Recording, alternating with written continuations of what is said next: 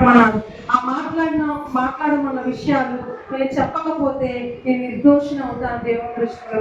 అందుకని నేను దోషిని కాకుండా నిర్దోషిగా ఉండటానికి కోసం మీకు దేవుడు చెప్పవలసిన ప్రతి మాట నేను చెప్పడానికి నా సాయి శక్తిలో ప్రయత్నిస్తాను. దేవుడు నడిపింపు, దేవుడి సహాయంతో జాగ్రత్తగా విని గ్రహించడానికి ప్రయత్నించండి.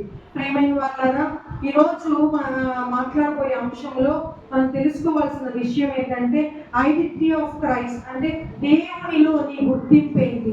ప్రియమైన వాళ్ళారా, క్రీస్తులో నీవెవరు? క్రీస్తులో దేవుని బిడ్డలను గ్రహించావు. క్రీస్తులో లేకపోతే విశ్వాసివా, లేకపోతే క్రీస్తు బిడ్డలను క్రీస్తు స్వారూప్యం కలిగిన దాని అని నువ్వు చెప్పుకుంటూ ఉండి క్రీస్తు స్వారూప్యం కలిగిన వ్యక్తిగా జీవిస్తున్నావా లేవా? ఆ బైబిల్లో 3 వ్యక్తులను 3 సందర్భాలను తీసుకొని క్లుప్తంగా నేను వివరించే ప్రయత్నం చేస్తాను. మనలో ఒకవేళ లోటున్నట్టే మనం సరి చేసుకుందాం, క్రీస్తు స్వారూప్యంలోకి మనం మార్చబడదాం. మొదటి సందర్భం సమరయ స్త్రీ గురించి మాట్లాడాడు దేవుడు.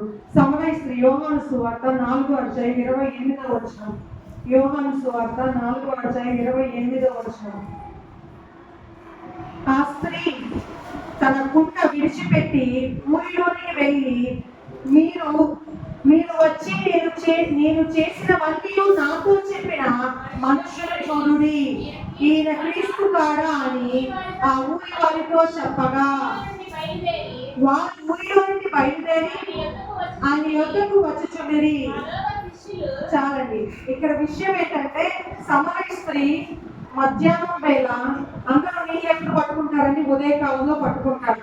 కానీ సమరయ స్త్రీ మాత్రం మధ్యాహ్నం పూట ఊరి నడిబొడ్లో ఉన్న బావి దగ్గరికి వెళ్ళి నీళ్ళు తీసుకోవడానికి తను వెళ్ళింది.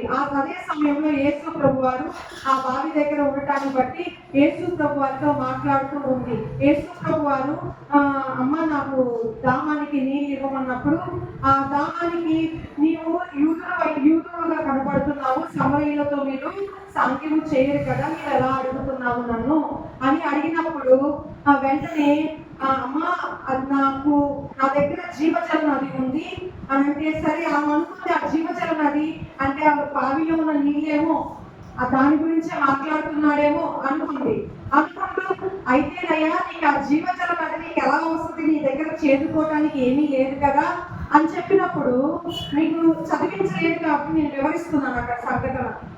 జీవజల నది చేదుకోవడానికి దగ్గర ఏమీ లేదు కదా అన్నప్పుడు, అయితే నీతో మాట్లాడే వ్యక్తి ఎవరు నీకు తెలిస్తే నువ్వు ఇలా అడగవు, ఇలా నాతో మాట్లాడు అన్నప్పుడు అక్కడ చక్కగా యేసు ప్రభు వారు తాను పరిచయం చేసుకోకముందు ఆమె స్థితిని ఎరిగిన ఆయన చెప్తున్నాడు, అమ్మా నీవెవరు అని అడిగినప్పుడు అక్కడ ఆమె గురించి ఆమె ఇంట్రడక్షన్ ఒక్క మాట మనం చూద్దాము. రండి, 17వ. అదే యోహాను సువార్త 4:4.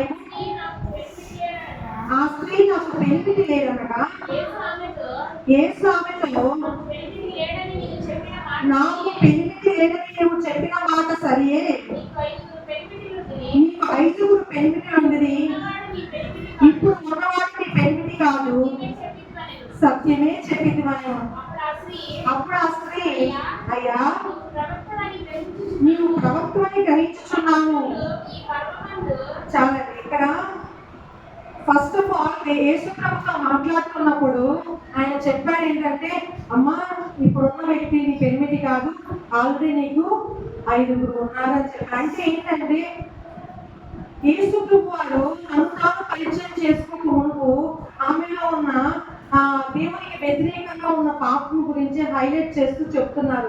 ఎందుకంటే ఆమె కించపరచాలని కాదు, కానీ ఆమె ఏ పాత్రలో ఉందంటే అప్పటికే తన యొక్క జీవితంలో 5 పెళ్లిళ్లతో విసిగిపోయి ఉంది, కొత్తగా ఇంకోటి ఏమైనా ట్రై చేస్తూ ఉంది, కానీ దానిలో కూడా ఆమె సాటిస్ఫాక్షన్ అంటే తృప్తి కలిగిన జీవితం లేని స్త్రీగా ఉంది. అంటే సంతృప్తికరమైన జీవితం లేని స్త్రీగా మనం చూడవచ్చు. అట్లాంటి స్త్రీతో మాట్లాడుతూ ఉన్నాడు యేసయ్య. ఏంటంటే, అమ్మా నీ జీవితం ఇది అని చెప్పినప్పుడు, అవునయ్యా మారు మాట కూడా దాయకుండా, అబద్ధం ఆడకుండా, దొంగకుండా ఆమె చెప్పిన విషయం ఏంటంటే, అవునయ్యా నువ్వు చెప్పింది నిజమే, నువ్వు ప్రవక్తమని నేను తెలుసుకుంటున్నాను ఈ మాటలు బట్టి అంది. మొదటిగా ఆమె ఏమి గ్రహించింది? యేసయ్యని ప్రవక్త అని గ్రహించేది. తరువాత వెంటనే ఆమె, అవును ప్రవక్తవైతే మా పితరులు ఆరాధించే స్థలము వేరు, ఇది ఈ బావి మా పితరుల వారి దగ్గర నుంచి వచ్చిందని చెప్పినప్పుడు అక్కడ ఆయన చెప్తాడు, అమ్మ ఆరాధించడానికి ఒక స్థలము కాదు, ఆత్మతో సత్యముతో ఆరాధించాలి అని చెబుతూ ఆయన చెప్తాడు ఏంటంటే, యేసు ప్రభుని ఆమె యేసు ప్రభుతో మాట్లాడుతున్నప్పుడు ఆమె జీవితాన్ని బయట పెట్టిన తర్వాత ఆమె గ్రహించిన ఒక విషయం ఏంటంటే 25వ వచనం చదువు.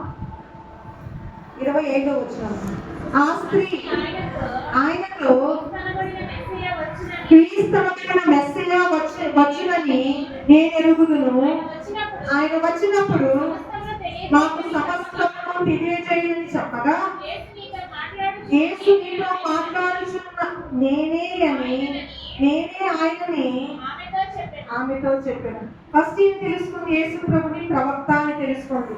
తర్వాత ఆరాధించే స్థలం గురించి మాట్లాడింది. తర్వాత అమ్మ ఆరాధించే క్రమం ఇది కాదమ్మా, ఇది అని యేసు ప్రభు వారు చెప్పారు. చెప్పిన తరువాత ఆమెకి తెలుసుకున్న విషయం ఏంటంటే, క్రీస్తు అనే మెస్సయ్య వస్తాడని, ఆయన వచ్చినప్పుడు ప్రతి మనిషి రక్షించబడతారని, ఆ మెస్సయ్య కోసం ఎదురు చూస్తూ ఉన్నారని. అప్పుడు యేసు ప్రభు అన్నారు, నీతో మాట్లాడుతున్న వాడిని నేనే, ఆ మెస్సయ్య అని చెప్పినప్పుడు వెంటనే ఆమె ఏం చేసిందంటే, తను కొండ విడిచిపెట్టి ఊరిలోకి పరిగెత్తింది. నేను ఎలాంటి స్థితిలో ఉన్నానో నా గురించి మీ అందరికీ తెలుసు కదా, నేను ఏ స్థితిలో ఉన్నానో నాకు తెలియచెప్పిన ఆయనను చూపులు రండి, ఆయనే మెస్సయ్య అని వెళ్ళి ఊరంతా చెప్పింది. యేసు ప్రభుని తెలుసుకున్న నీవు ఎంతమంది యేసు ప్రభు గురించి నువ్వు పరిచయం చేశావు? ఈరోజు ప్రశ్న ఏంటంటే, సమరయ స్త్రీలాగా మనం ఉన్నామని కాదు, ఈ మాట దేవునితో మాట్లాడుతుంది. ఒక అసంతృప్తికరమైన వివాహ జీవితం జీవిస్తున్న ఆమె ఎన్నో పాటలు పడుతూ, ఎన్నో అవమానాలతో నీళ్లు చేరుకోవడానికి కూడా అందరూ వచ్చే సమయానికి రాకుండా మధ్యాహ్నం పూట వచ్చి ఎవరికి ముఖం చూపించుకోలేని స్థితిలో ఉన్న ఆమె యేసు ప్రభుని ఎదుర్కొన్నాక తన జీవితము ఎవరి కోసం అయితే ఎదురు చూస్తున్నారో సమస్త మనుషులు, ఇదిగో ఎన్నికలేని నన్ను మనుషులు గుర్తించడానికి, మనుషుల్లో ఒక గుర్తింపు లేని నాకు ఆయన దర్శనం ఇచ్చాడు. ఆయన తాను పరిచయం చేసుకున్నాడు, నేనే మెస్సయ్య అని, నేనే రక్షకుడు అని. ఇదిగో ఈ సత్యము నాకు తెలిసింది, ఈ సత్యము నేను ఊరందరికీ చెప్తానని వెళ్ళి అక్కడే తన కడవని విడిచిపెట్టి పరిగెత్తుకుంటే ఊరందరికీ చెప్పింది. ఈరోజు యేసు ఆరంభంలో ఆయన ఒక దేవుడు అని తెలుసుకొని ఉంటావు. యేసు ప్రభుని ఇంకేం తెలుసుకొని ఉంటావు? ఆయన నా రక్షకుడు అని తెలుసుకొని ఉంటావు. ఇంకేం తెలుసుకొని ఉంటావు? ఆ సృష్టికర్తే నా కొరకు ఆది అంతము లేనివాడు, జీవమును కలుగ చేసిన వాడు, సర్వ సృష్టికర్త అయిన ఆయన మానవ శరీరపు కాల పరిమితిలోనికి నీ కోసం నా కోసం వచ్చాడని తెలుసుకున్న నీవు ఆ క్రీస్తుని ఎంతమందికి పరిచయం చేశావు? ఆ క్రీస్తుని ఎంతో మందికి, నీ స్నేహితుడికి, దేవుడు ఎంతో మందికి లేని భాగ్యం ఉన్న ఈ కొద్ది మందికి ఎందుకు ఇచ్చాడు? నీ కుటుంబంలో ఎంతో మందికి లేని భాగ్యం క్రీస్తుని ఎరగడానికి నీకే ఎందుకు ఇచ్చాడు? నీ ఒక్కడివి నీ కుటుంబాన్ని ప్రభావితం చేస్తామని, నీ ఒక్కడివి పనిచేసే దగ్గర ఇతరులను ప్రభావితం చేస్తామని, నీ ఒక్కడివి క్రీస్తును మోసకి అనేక మందికి చూపిస్తామని. మరి నీ సంగతి ఏంటి? సమరయ స్త్రీ చెప్తుంది. సమరయ స్త్రీ నుంచి మనం నేర్చుకోవచ్చు ఏంటంటే, ఆమె ఊరందరినీ తీసుకొచ్చినప్పుడు అందరూ యేసు ప్రభు చెప్పే మాటలు విని అంటారు. లాస్ట్ లో ఒక స్టేట్మెంట్ ఇస్తారు. ఏం స్టేట్మెంట్ అంటే, ఇదిగో నీవు చెప్పిన మాటల ప్రకారం కాక మేము తెలుసుకున్న దాన్ని బట్టి ఆయన విశ్వసిస్తాము అంటారు. ఈరోజు నీ గురించి తెలుసుకొని, లేకపోతే నీ ప్రవర్తన క్రీస్తులో కలిగిన ప్రవర్తన బట్టి అనేక మంది క్రీస్తులోకి వస్తున్నారా? లేకపోతే నీవు సాక్ష్యం ఇచ్చిన దాన్ని బట్టి కనీసం ఒక్కరైనా ఆ దేవుడిని ఆరాధించడానికి మందిరంలోకి అడుగుపెట్టి లేకపోతే నువ్వు మందిరంలో ఒక వ్యక్తిని తీసుకొస్తున్నావా? యేసు ప్రభు నువ్వు పరిచయం చేస్తున్నావా? యేసు ప్రభు యొక్క ప్రభావం నీలో నుంచి బయలుపడుతుందా? అదే యేసు ప్రభు ఈ రోజు నీకు నేను ఆరాధిస్తా. ఆ సమరయ స్త్రీకి ప్రత్యక్షమైన ఆయన ఈ రోజు నీకు నాకు ప్రత్యక్షమయ్యాడు కదా, నీలో నుంచి ఆ ప్రభావం ఇతరులకు వెళ్ళాలి కదా. ఏంటి సంగతి ప్రియమైన వాళ్ళారా? అర్థమైందా నేను చెప్పిన మాట? అర్థమైతే హల్లెలూయా చెప్పండి. హల్లెలూయా. సమరయ స్త్రీ మనతో మాట్లాడుతున్న మాట, నేను ఇతరులకు ప్రభావితముగా అనేక మందిని ప్రభు దగ్గరికి తీసుకొచ్చి ఒక ఊరిని మార్చింది స్త్రీ. ఈరోజు నీ కుటుంబంలో ఒక్కరిని ప్రభావితం చేయలేకపోతున్నావా? ప్రియమైన వారు ఒకరు మన ప్రవర్తన వాళ్ళు మారుతారు. ఇదిగో ఒక భర్త భార్యను రాబట్టగలదు, భార్య భర్తను రాబట్టగలదు. ఒక యవ్వన కుమార్తె, నేను ఒక సండే స్కూల్లో నేను యేసుప్రభువుని అంగీకరించిన నేను నా కుటుంబాన్ని క్రీస్తులోనికి రాబట్టగలిగాను. ప్రియమైన వారు మీరు అనుకోవచ్చు, మీతో ఉన్నవాడు లోకంలో ఉన్నవాడి కంటే గొప్పవాడు. ఆమేన్. మీతో ఉన్నవాడు ప్రపంచాన్ని గెలిచిన వాడు, మీతో ఉన్నవాడు మిమ్మల్ని తయారు చేయడమే కాదు, ఈ సృష్టిని మొత్తం తయారు చేసిన వాడు. కానీ ఆయన నీతో ఉండి, ఆయన నీకు ఏమై ఉన్నాడో ఆయన నీలో ఉండి ఆయన జీవితం యేసుప్రభు కల్వరి సిలువలో నీ పాపములు మోసి నీ జీవితాన్ని ఆయన జీవించాడు. ఆయన జీవితాన్ని నువ్వు జీవిస్తూ నువ్వు ఒక క్రీస్తువుగా ఈ లోకాన్ని కనబడుతున్నప్పుడు అనేకమైన క్రీస్తులు, అనేకమైన తప్పుడు నీ పేరేంటయ్యా, నీ పేరు చెప్పు. అనేక మంది పేతులు చూసిన వాళ్ళు అనేక మంది పేతులు లాగా తయారవుతారు. ఎందుకంటే నీలో చూసేవాడిని క్రీస్తులు చూస్తారు కాబట్టి. ప్రియమైన వాళ్ళ సమరయ స్త్రీ ఈ రోజు ఆమె మాట్లాడుతుంది. ఈ రోజు సమరయ స్త్రీ మనం ఇంటర్వ్యూ చేస్తే ఆమె ఒక ఊరిని రక్షించిన స్త్రీ, ఒక ఊరిని క్రీస్తు దగ్గరికి నడిపించింది. ఆమె అన్ని సమరయ స్త్రీ, యూదురాలు కాదు. ఈరోజు నీ పరిస్థితి ఏంటి? రెండవ వ్యక్తిని మనం చూద్దాము. మార్కు సువార్త 5వ అధ్యాయం 16వ వచనం.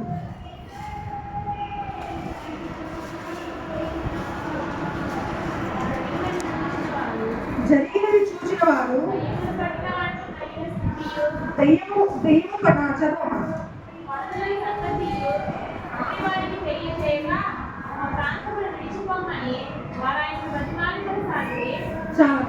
జరిగినది చూసి వారు దెయ్యములు పట్టిన వారికి కలిగిన స్థితియు పందుల సంగతియు ఊరి వారికి తెలియజేయక తమ ప్రాంతములు విడిచిపోమని వారాయన బతిమాలుకొనిది. ఇక్కడ ఏంటంటే, ఇక్కడ యేసు ప్రభు వారు గెరాసేన దేశంలో ఆయన వెళ్తాడండి. అక్కడ ఒక వ్యక్తి ఉన్నాడు. ఆ వ్యక్తి సంఖ్యలతో బంధించబడి ఊరిలో ఉండలేక తనకున్న పరిస్థితిలో సమాజంలో నివసిస్తూ ఒక వెలివేయబడిన స్థితిలో ఉన్నాడు. అతన్ని తన ఇంటి వారు ఎప్పుడో బ్రతికున్నారో లేదో, ఎక్కడ తిరుగుతున్నాడో అని విచారించే వారు కూడా లేక ఉన్నాడు. అట్లాంటి వ్యక్తిని దేవుడు ఆలోచన చేసి ఆ వ్యక్తి కోసం వెతుక్కుంటూ వచ్చాడు. ఆ వ్యక్తి కోసం వెతుక్కుంటూ వచ్చాడు. అంతేకాదు తనలో సేనా దెయ్యం పట్టిన ఆ వ్యక్తిని విడిపించాడు. విడిపించబడిన తర్వాత యేసు ప్రభు చెప్తారు, నీతో నేను వచ్చేస్తానయ్యా అంటాడు. ఆయన నీతో నేను వచ్చేస్తాను. యేసు ప్రభుని విశ్వసించిన వారిలో మొదటిగా ఉండే ఒక ప్రశ్న, నేను యేసయ్యతోనే ఉండాలి, యేసయ్య నాకు కావాలి. ఈ దెయ్యములు పట్టిన వ్యక్తి విడుదల పొందిన తర్వాత ఆ వ్యక్తికి ఏం చెప్తారంటే, నీవు వస్త్రాలు ధరించి ఆ సంఖ్యలు అని అతని స్థితి మారిపోయి యేసయ్యని దర్శించినప్పుడు, యేసయ్య వెళ్ళి అతను ఉన్న దెయ్యములు వెళ్ళబడినప్పుడు తన స్థితి మారిపోయింది. వెంటనే అతను వస్త్రములు ధరించి చూసి ఆ ప్రాంతం పరంగా పంతుల సంగతి అతని సంగతి చూసి భయపడిపోయి మా ప్రాంతాన్ని వదిలి వెళ్ళిపోమంటే, అయ్యా నేను నీతో వస్తానయ్యా అంటాడు. అన్నప్పుడు వద్దు నువ్వు ఇంటికి వెళ్ళు అంటాడు. అతను ఏం చేశాడు తెలుసా? తన దేవుడు తనకు చేసిన కార్యాన్ని 10 cities అంటే 10 పట్టణాలకు ప్రచురం చేశాడంట. చూడండి అక్కడ 19వ వచనం. ఆయన యొక్క తన ఉండనిమ్మని ఆయనను బతిమాలించను కానీ ఆయన మనకి సెలవీయక, నీవు నీ ఇంటి వారి వద్దకు వెళ్ళి ప్రభువుని యందు కనికరపడి నీకు చేసిన కార్యములన్నిటినీ వారికి తెలియజెప్పమనెను. వాడు వెళ్ళి యేసు తనకు చేసినవన్నీ దెకపోలిలో ఆరంభింపక అందరూ ఆశ్చర్యపోయి. దెకాపోలి అంటే 10 cities, అంటే 10 పట్టణాలకు వెళ్ళి చెప్పాడంట. ఈరోజు ఇక్కడ నిల్చున్న నేను గన్నాన్ని కాదు, పరమ చెత్త వాళ్ళలో నుంచి ఒక వ్యక్తిగా ఎన్నుకొనబడి ఎంతో అంటే వేరు వేరు కారణాలతో ప్రభు దగ్గరకు వచ్చినప్పటికీ మీ అందరూ మీ జోన్స్ లో కూడా ఎలాంటి వారంటే తక్కువ చేయబడిన వారు, వెలివేయబడిన వారు, లేకపోతే ఓడిపోయిన వారు, ఏదో ఒక కారణం బట్టి యేసుని గ్రహించిన వారు మాత్రమే. అవునా కాదండి? ఏదో ఒక కారణం చేత దేవుని ప్రేమతో పట్టబడిన వారు మాత్రమే. అందరూ ఒప్పుకుంటారు ఈ మాటకి. దేవునికి స్తోత్రం చెల్లిద్దాం. హల్లెలూయా. ప్రియమైన వారారా, ఈ యేసు ప్రభు వారి దగ్గరికి యేసు ప్రభు వారు అంటారు, నాకు ఆరోగ్యం అనేది అవసరం లేదు, రోగుల కొరకే వైద్యుడు. ఎవరికి అంటే వైద్యుడు? రోగుల కొరకే.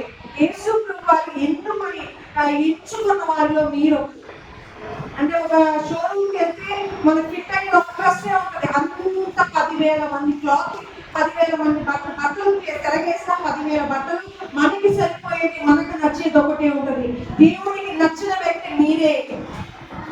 ఇన్ని వేల సంవత్సరంలో ఈ ప్రాంతంలో దేవునికి నచ్చిన వ్యక్తులు మీరు, దేవుడు ఏర్పరచుకున్న వ్యక్తులు మీరు, దేవుడి చేతి ఎన్నుకున్నమైన వ్యక్తులు మీరు. అందుకే లోకంలో ఆయా పనుల్లో నిమగ్నం అవడం మీరు దేవుని సన్నిధిలో ఉన్నారు.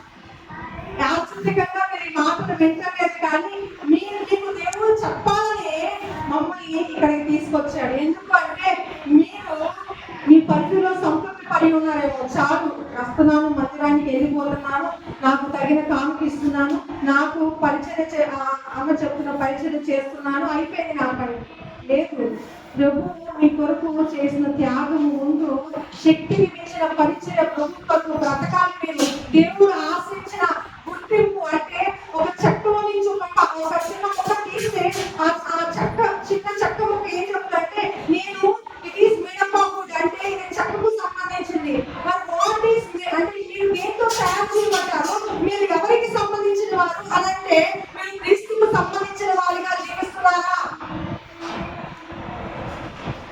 ఇప్పుడు మా బిడ్డ వాళ్ళ నాన్నకు అమ్మకు తగిన పోలికలో జీవించకపోతే ఆ బిడ్డ చూస్తాడు, వీరెంత పుట్టాడు నీకు అంటాడు, నువ్వెంత పుట్టావా, నాకు మా ఇంట్లో ఉండాలి రియాలిటీ ప్రవర్తన నీకెలా అమ్మినేరా అంటారు.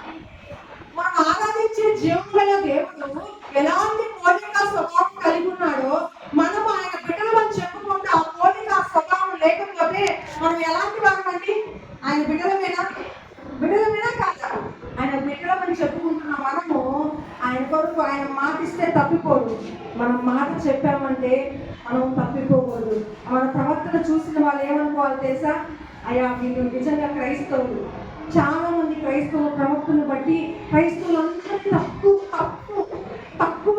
తక్కువ అంచనా వేస్తూ ఉంటారు. ఎందుకు అంటే వారు ఎవరో ఒక క్రైస్తవుల ద్వారా, వారి ప్రవర్తన ద్వారా గాయపరచబడి ఉంటారు.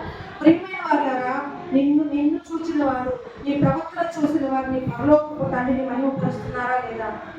ఇది మనం జాగ్రత్తగా గమనించాలి. ఈ దెయ్యం పట్టిన వ్యక్తి ఏం చెప్తున్నాడంటే, అతను వెళ్ళి తనకు చేసిన వారిని దేవుడికి అందరికీ చెప్పుకుంటూ పోయాడంట. తన ఇంటి దూరం ఎంతో తెలియదు, కానీ అది పట్టణానికి చెప్పాడంట. దేవుడు చేసిన కార్యాలు నువ్వు నీ ఇంట్లో ఉన్న మీ అమ్మకి చెప్పావా, మీ నాన్నకి చెప్పావా? కనీసం ఎప్పుడైనా చెప్పాలని దృష్టిలో ఖాళీ కుర్చీకైనా చెప్పావా? నేను చెప్పానండి, ఖాళీ కుర్చీకి గొడవలకు చెప్పాను. అందరికీ చెప్పాలి. ఎందుకంటే దేవుడు గొప్పవాడు. దేవుడికి ఇవ్వలేదు భాగ్యం. ఎందుకంటే ఆయన మనుషుని పోలికగా ఎందుకు దేవుడి పోలికలో చేసిన ఆయన మనుషునిగా ఎందుకు ఆయన తగ్గించబడ్డాడు అంటే, తగ్గించుకుని భూమికి వచ్చాడు. ఆయన రక్షణ కార్యము ముగించి వెళ్ళాడు. ఈ రక్షణ కార్యము ప్రచురించే బాధ్యత, ఆయన క్రీస్తుని లోకానికి చూపించే బాధ్యత దేవతలకు కూడా ఇవ్వలేదు, మనకి ఇచ్చాడు ఆ భాగ్యం. నమ్ముతున్న వారు హల్లెలూయా చెప్పండి. దేవదూతలకు కూడా లేదు భాగ్యం. దేవదూతలు కూడా మనం చేసే వాటిని చూసి అవాక్కైపోయి ఆశ్చర్యంగా చూడటమే తప్పితే, అవి మనకి ఇంకా అంటే మనం వెళ్తున్నప్పుడు దేవుడి బిడ్డలు, నేను ఆరాధించే నా దేవుని బిడ్డలని మనకి కాపు కాస్తా ఉంటాయి. ఎందుకంటే ఆ కాపుదల మనకి ఇస్తూ ఉంటాయి. రెండో వ్యక్తి చెప్తున్న మాట ఏంటంటే 10 సిటీస్ ఆయన ప్రకటించాడు. అంతేకాదు, చాలా మంది స్త్రీలు ఉంటారు, మేము తక్కువ వారం అయితే మన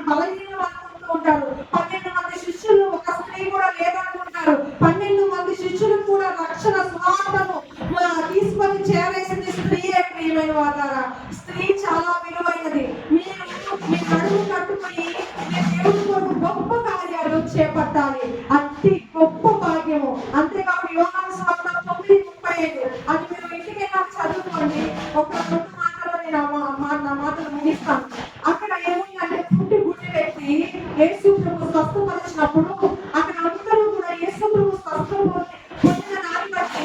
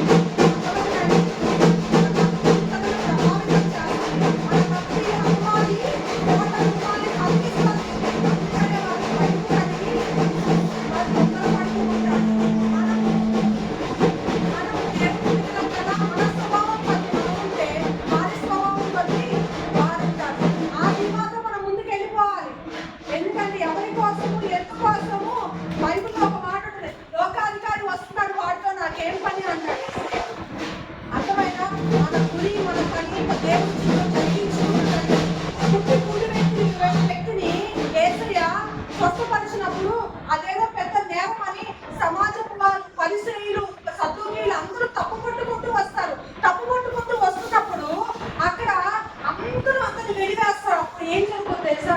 యేసు ప్రభువుని వెతుక్కుంటూ వస్తారు. మనం అనుకుంటాం మనకు వచ్చిన బాధలో మనం ఎవ్వరు చూడటం లేదు, మనకు వచ్చిన ఓటంలో మనకి ఎవరు సహాయం చేయట్లేదు. మనము సంతోషంగా ఉన్నా ఆ సంతోషంలో దేవుడిని స్తుతించలేము. మనం బాధగా ఉన్నా దేవుడు ఎందుకు మనకు అనుమతించాడని మనం దేవుడిని ప్రశ్నిస్తామే తప్పితే నా బాధని, నా కష్టాన్ని, నాకున్న ఇబ్బందిని తొలగించే నా దేవుడు నాకున్నాడని రోషంతో మనం ప్రార్థన చేయము. మనిషిగా మనకున్న స్వభావం ఏంటంటే మనకి ఎప్పుడూ సక్సెసే కావాలి. మన ఓటమి మనం అంగీకరించాం.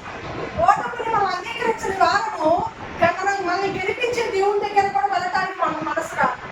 ప్రియమైన వాళ్ళారా, ఇక్కడ ఈ వ్యక్తి మీతో ఏం చెప్పాలనుకుంటున్నాడంటే అందరూ వదిలేశారు. తల్లిదండ్రులు కూడా అతని మీద పుట్టివాడు అతను భిక్షాటన చేయడానికి తప్ప దేనికి పనికిరాడని దేవాలయం దగ్గర వదిలిపెట్టే వ్యక్తి యేసు ప్రభు కనికరించి స్వస్థత పొంది అయ్యో నా బిడ్డకి చూపొచ్చునని సంతోషం కూడా తల్లిదండ్రులకి లేకుండా అయిపోయింది. ఎందుకంటే దాన్ని సంతోషంగా స్వీకరించాడా సమాజం వారు వెలివేస్తారు. అట్లాంటి సమయంలో అక్కడ ఒక మాట ఉంది, మీరు చదవండి. ప్రియమైన వాళ్ళ యోహాను సువార్త 9:35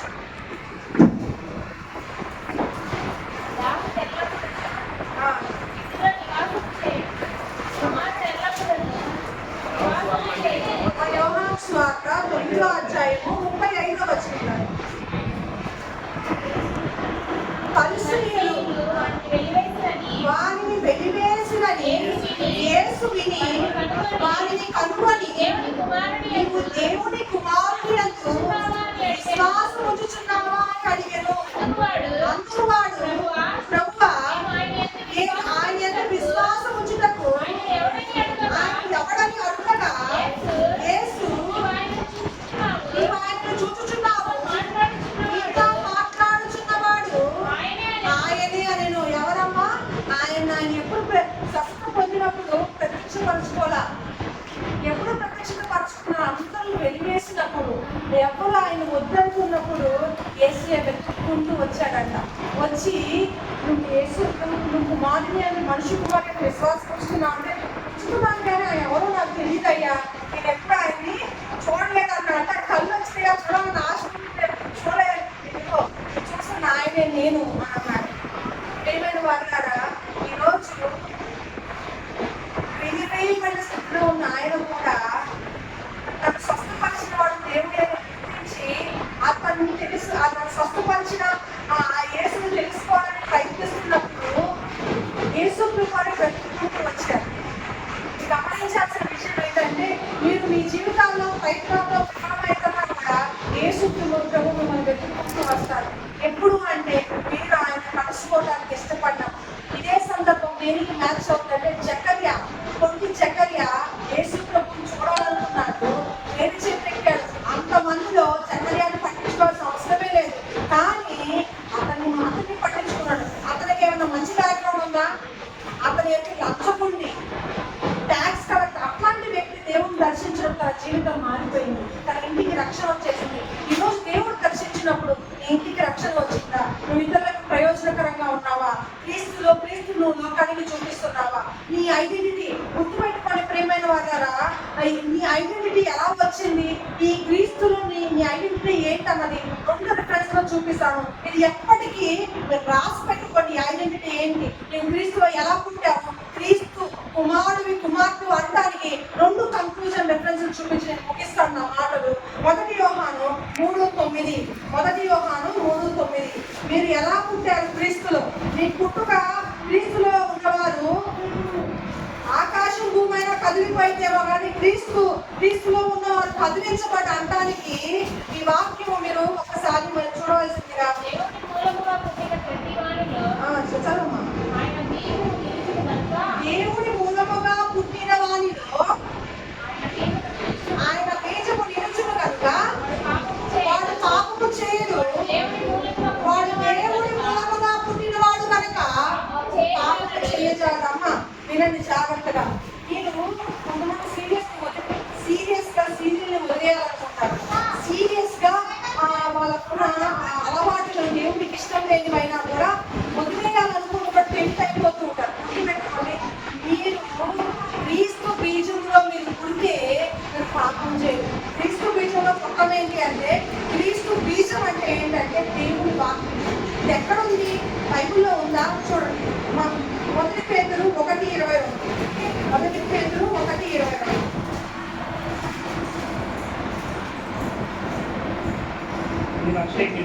నేను అక్షయ బీజము నుండి కాక శాశ్వతమందు జీవముల దేవుని వాక్యం మూలముగా అక్షయ బీజం నుండి పుట్టిన వారు అని చాలమ్మా.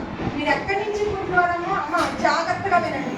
మీరు ఎక్కడి నుంచి పుట్టినవారంటే ఆకాశము భూమి ఒకరోజు లైవ్ అయిపోతాయి. దేవుని మాట ప్రకారం జీవించేవాడు నిలిచి ఉంటాడని బైబిల్ సెలవిస్తుంది. ఇంకో మాట ఏం చెప్తుంది? ఆ మాట సొన్నైనా పొల్లైనా గతించిపోతుంది. మనిషి మాట గతించిపోయింది. మనిషి మాట ఎడిగిరి కడుపుగా మాయమైపోయింది. ఏ ఎండకు ఆ గొడుగు పట్టేవాడు మనిషి. కానీ దేవుని స్వభావం నీలో ఉంటే, దేవుని మాటలు నీలో ఉంటే, దేవుని మాటల్లో నువ్వు కొడితే, దేవుని మాటల ప్రకారం నువ్వు జీవించాలంటే దేవుని మాట నీ నూతన జన్మ కలుగు చేస్తే, నువ్వు కలిగిన క్రీస్తులో ఉన్న నీ జన్మ ఎలాంటిదంటే అక్కడ చెప్పబడింది ఏంటంటే శాశ్వతము జీవము గల దేవుని వాక్యము మూలముగా. శాశ్వతం అంటే ఎప్పుడు పాడు కానిది, జీవము కలిగి అంటే ఏదైతే తల్లి గర్భంలో భిన్నంగా రూపించబడిన జీవము అది ఒకరోజు భూమిలో గడ్డలో కలిసిపోయింది. కానీ యేసు ప్రభు ఇచ్చిన జీవము, ఆయన మరణం నుంచి జీవములకు దాటించే జీవము. ఆయన నువ్వు చనిపోయినా తిరిగి లేపే. నువ్వు చనిపోవడం అంటే ఏంటంటే ఒక విత్తనం భూమిలో పాతి పెడితే ఒక విత్తనమే పాతి పెడతావు. భూమిలో నుంచి అది ఎన్ని విత్తనాలు కలిసింది? ఒక మామిడికాయ విత్తనం నాటితే ఒక చెట్టుకి ఎన్ని ఫలాలు వస్తాయి? నీవు ఒకరోజు చనిపోయినా తిరిగి క్రీస్తులో లెగుస్తావు. నీవు ఎలాంటి వాడివి అంటే జీవముల దేవుని వాక్యములో పుట్టిన వాడివి కనుక నువ్వు పాపము చేయజాలవు. అది నువ్వు ఎలా అన్వయించుకోవాలి అంటే, నువ్వు ఏదైనా పని చేసేటప్పుడు మనుషులు ఎవరో చూడకపోయినా దేవుడు చూస్తున్నాను. నీవు దేవుని బిడ్డవని పదే నీవు కౌన్సిలింగ్ ఇచ్చుకోవాలి. నీవు చెప్పుకోవాలి. ఎందుకంటే నీ మనసు, నీ తలంపులు ఏమై ఉన్నావో నువ్వు అలా నడుచుకుంటావు. కాబట్టి నీ మనసు మారి నూతన పరచబడటం అంటే ఏంటంటే, మారు మనసు అంటే ఏంటంటే, క్రీస్తు కలిగిన మనసు అంటే ఏంటంటే దేవుని వాక్య ప్రకారం నీ ఆలోచన నింపుకొని ఆ వాక్యానుసారంగా నువ్వు అడుగులు వేయటం. అర్థమైందా ప్రియమేమన్నారా?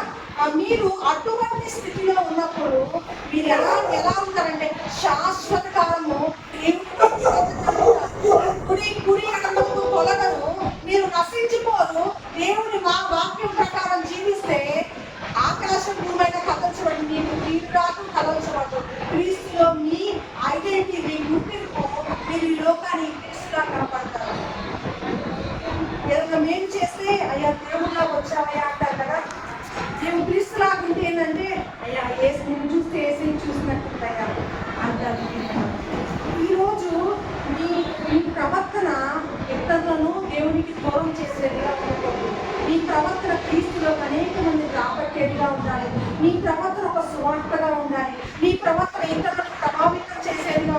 నీ ప్రవర్తన క్రీస్తు బిడ్డగా నీవు అనేక మంది, ఇతను దేవుని బిడ్డ, వ్యభిచారం చేసిన స్త్రీ సమాజంలో అందరి ముందు పట్టబడినా కూడా ఆమె అదే సమాజంలో బ్రతికింది. ఎలా బ్రతికిందంటే దేవుని బిడ్డగా బ్రతికింది. నీవు ఎలాంటి వ్యక్తివైనా దేవుని దగ్గరకు వచ్చినప్పుడు నీకు ఒక ఐడెంటిటీ గుర్తింపు మారిపోయింది. ఏం గుర్తింపు వచ్చిందయ్యా అంటే నువ్వు అంతకు ముందు ఒకలాగా జీవించచ్చు, ఇప్పుడు నువ్వు దేవుని బిడ్డగా చలామణి అవుతూ ఉన్నప్పుడు దేవుడు నీలో ఉంటాడు, దేవుని వాక్యం నీలో ఉంటది. ఆ వాక్యానుసారంగా నువ్వు జీవిస్తున్నప్పుడు అనేక మందికి క్రీస్తులాగా కనబడే జీవితాన్ని నువ్వు కనపరుస్తావు. ఆ జీవితం నీకు కావాలా? ఆ జీవితం నీకు కావాలా? ఎంతమంది కావాలి? చేతులెత్తండి. ఎంతమంది కావాలి అటువంటి జీవితం? ప్రపంచాన్ని జయించిన జీవితం, అనేక మందిని ప్రభావితం చేసిన జీవితం, నాలో పాపం ఉందని మీరు ఎవరైనా స్థాపించగలరా అని చెప్పిన జీవితం, క్రీస్తు నమ్ముకున్న నీవు సవాల్లాగా చెప్పచ్చు, నాలో తప్పు నేను నిరూపించగలరా అని. క్రీస్తుని కలిగిన నా దేవుని పెట్టను అని రోషంగా బ్రతకచ్చు. నీకు సమస్తం క్రీస్తులో ఉన్న ఆశీర్వాదం నీ కాళ్ళ దగ్గరకు వస్తుంది, నీ వెనకాల కృపాక్షేమములు నడుస్తాయి. నీవు శాసిస్తే ఏలియా ఎలాగైతే ప్రార్థిస్తాడో, ఆకాశంలో వర్షం ఆగు, సూర్యచంద్రుల ఆగని ఎలాగైతే యెహోషువ ప్రార్థన చేశాడో, నీ ప్రార్థన కూడా పరలోకంలో వినబడింది. దేవుడు వింటాడు. నీలో దేవుడు శాశ్వత కాలం జీవమించి ఆత్మలాగా జీవిస్తాడు. ఇది క్రీస్తు కలిగిన జీవితం అంటే. ఇలాంటి జీవితం మీకు కావాలంటే ప్రార్థన చేసుకున్నాం. అందరూ ఏకీవించండి, తలకి వచ్చి ఆశపడండి. ప్రభా నీలాగా నేను జీవించాలి, నేను వినడం చెప్పుకుంటున్నాను కానీ నీలాగా జీవించలేకపోతున్నాను ప్రభా, నీలాగా నేను జీవించాలని మనం అందరము ప్రార్థనలో ఏకీవిద్దాం. అందరూ అడగండి, ప్రభా నోరు తెరిచి అడగాలి.